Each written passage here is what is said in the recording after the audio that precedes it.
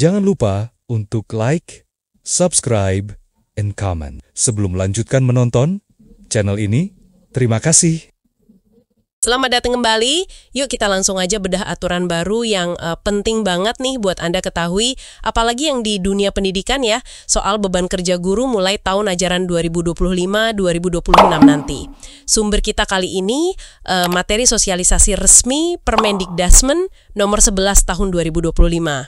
Langsung dari Kemdikdasmen. Oke. Nah, misi kita kali ini, kita coba pahami poin-poin utamanya, terus kira-kira dampaknya apa aja sih nanti di lapangan buat para guru? Siap. Mari kita lihat bareng-bareng. Oke, kita mulai dari gambaran umumnya dulu kali ya. Total jam kerja guru itu sekarang ditetapkan jadi 37,5 jam per minggu. Ini di luar jam istirahat ya. Jadi mirip sama aturan ASN pada umumnya lah. Iya, betul. Sesuai standar jam kerja ASN. Nah, kerangkanya sendiri masih pakai yang 5M itu kan ya. Merencanakan, melaksanakan, menilai pembelajaran, terus membimbing melatih murid, sama melaksanakan tugas tambahan. Betul sekali. Kerangka 5M itu masih jadi acuan utama. Cuma, yang mungkin menarik di aturan baru ini adalah bagaimana mereka mencoba merinci lebih detail gitu.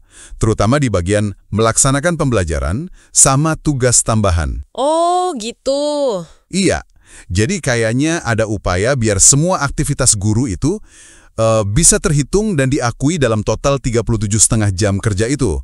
Fokusnya tetap kualitas pembelajaran, tapi pengakuan tugasnya lebih terstruktur mungkin ya. Oke. Nah, untuk yang melaksanakan pembelajaran nih, yang M kedua, itu masih sama ketentuannya? Minimal 24 jam tatap muka JTM itu kan ya, jam ngajar di kelas? Ya, JTM itu jam tatap muka. Untuk guru mata pelajaran atau guru TIK, minimalnya masih 24 JTM per minggu, maksimal 40 JTM. Oke, kalau guru BK, bimbingan konseling, gimana? Nah, untuk guru BK, minimalnya itu membimbing atau mengampu 5 rombongan belajar atau rombel per tahun. 5 rombel ya? Iya, tapi, nah ini ada tapinya nih. Kalau kondisi sekolah memang nggak memungkinkan, misalnya struktur kurikulumnya beda, atau jumlah rombelnya memang sedikit, kurang dari 5 untuk guru BK, nah kewajiban minimal ini bisa dikecualikan. Oh, ada fleksibilitasnya juga ya? Kayaknya gitu. Jadi ada pertimbangan buat kondisi real di lapangan. Nggak kaku-kaku banget lah. Menarik. Terus saya lihat juga ada istilah baru nih, guru wali di bagian membimbing dan melatih. Ini apa lagi ya? Beda sama wali kelas yang udah ada. Nah, ini dia. Guru wali ini kayaknya peran tambahan baru khusus buat guru mata pelajaran di jenjang SMP, SMA, SMK, sama SLB. Oh, khusus guru mapel? Iya. Tugasnya itu lebih fokus ke pendampingan siswa secara akademik, terus pengembangan kompetensi, keterampilan, sama karakter juga. Lebih personal gitu. Jadi kayak mentor gitu ya? Bisa dibilang begitu, dan kuncinya, mereka ini nanti kerjanya kolaborasi bareng guru BK dan wali kelas yang udah ada. Jadi bukan menggantikan, tapi melengkapi. Oke, paham. Terus peran guru wali ini ada hitungan jamnya juga? Ada. Tugas guru wali ini dihargai setara dengan 2 JTM per minggu. Mungkin ini salah satu respons ya, atas kebutuhan pendampingan siswa yang lebih intensif di luar jam pelajaran formal. Masuk akal sih. Oke, jadi ada peran baru guru wali. Nah, sekarang kita ke M yang kelima, tugas tambahan. Wah, ini kayaknya kompleks nih ya, ada beberapa jenis gitu ya. Iya, secara garis besar dibagi 2 nih. Ada yang namanya tugas tambahan utama. Ini contohnya kayak jadi wakil kepala sekolah, ketua program keahlian, kepala perpustakaan, kepala lab atau bengkel.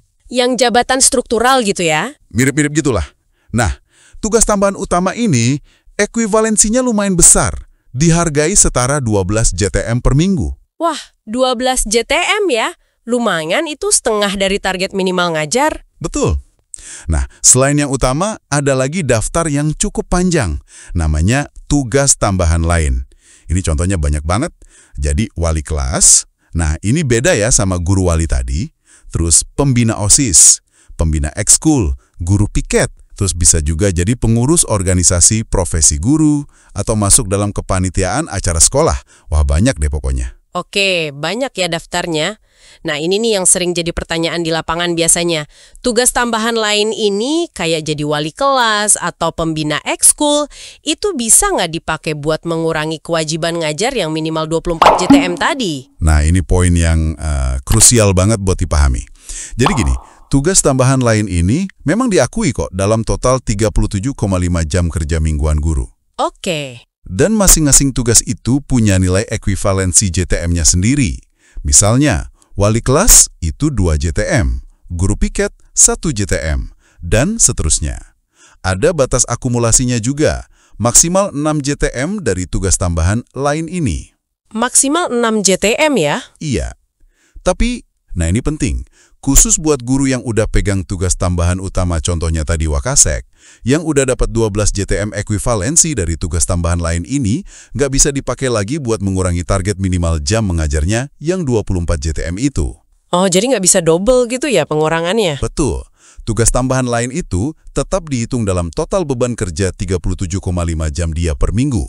Tapi, target pemenuhan JTM mengajarnya ya tetap harus dicapai dari jam mengajar asli ditambah ekuivalensi dari tugas utama dia tadi. Oke, coba saya pahami. Jadi, misalnya saya seorang wakil kepala sekolah. Tugas Wakasek saya kan udah dihitung setara 12 JTM. Berarti saya tetap harus ngajar di kelas, minimal sekitar 12 JTM lagi, biar totalnya 24 JTM gitu kan?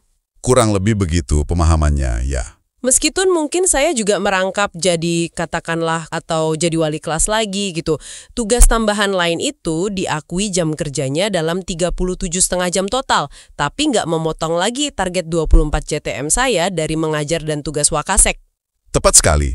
Pemahamannya seperti itu, berdasarkan materi sosialisasi ini ya. Jadi, tujuannya kayaknya untuk menyeimbangkan. Di satu sisi, semua tugas guru itu diakui jam kerjanya, tapi di sisi lain, porsi waktu untuk mengajar atau membimbing yang inti itu tetap harus terjaga.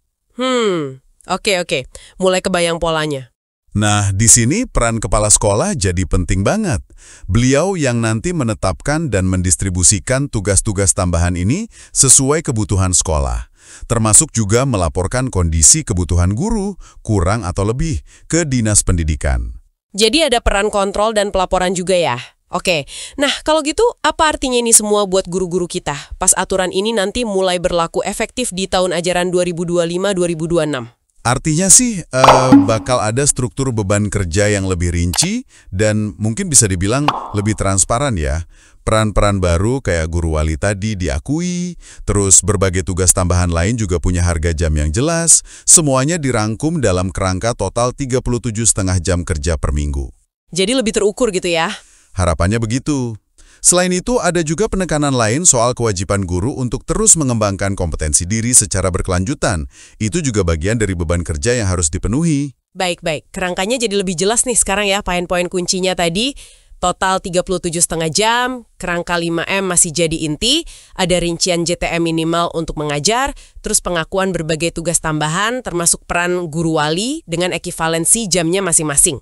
Dan ada juga mekanisme pengecualian untuk kondisi sekolah tertentu. Jangan lupa itu. Oh iya, betul. Ada ruang fleksibilitasnya juga. Tepat. Nah, tantangan sebenarnya kan nanti ada di implementasinya ya. Bagaimana setiap sekolah, kepala sekolah, dan dinas pendidikan nanti mengelola distribusi tugas ini, terus gimana cara ngitung ekivalensinya biar adil dan efektif. Itu yang perlu kita amati bareng-bareng nanti. Setuju. Implementasi di lapangan pasti akan jadi kunci. Nah, sebagai penutup nih, mungkin satu hal buat Anda renungkan juga di rumah. Dengan beban kerja yang sekarang, coba dirinci sedemikian rupa, lengkap dengan harga jamnya masing-masing. Kira-kira nih, bagaimana menurut Anda struktur baru ini nanti akan mempengaruhi bukan cuma cara guru mengatur waktu kerjanya, tapi juga soal fokus dan prioritas mereka dalam menjalankan peran sehari-hari di sekolah. Menarik untuk dipikirkan. Terima kasih sudah menonton channel ini.